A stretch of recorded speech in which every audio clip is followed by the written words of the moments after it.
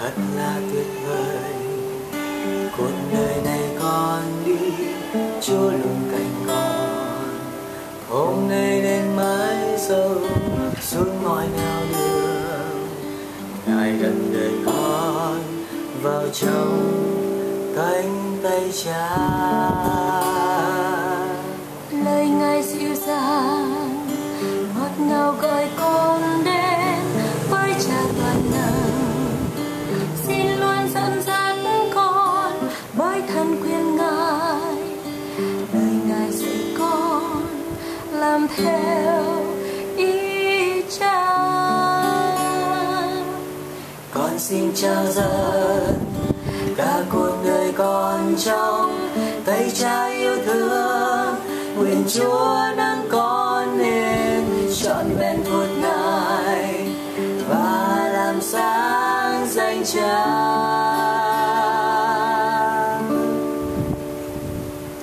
Ngài giúp con như đuốc sáng soi muôn nơi, dẫn đem bao linh hồn nhân biết danh Cha.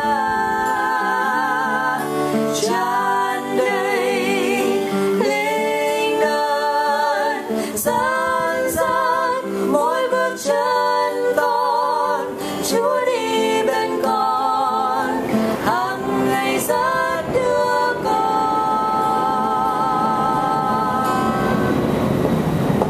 Lời Ngài dịu dàng ngọt ngào gọi con đến với Cha toàn năng, xin luôn dẫn dắt con với ân quyền Ngài.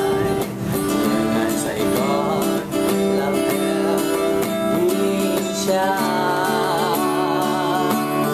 Xin trao dâng cả cuộc đời con trong tay Cha yêu thương. Nguyện Chúa nâng con nên trọn vẹn Ngài và làm sáng danh Cha.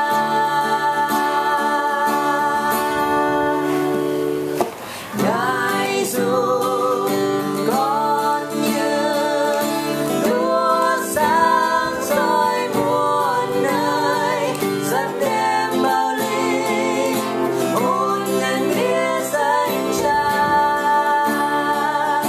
Tràn đầy linh ơn dẫn dắt mỗi bước chân con, Chúa đi bên con hằng ngày dắt đưa con.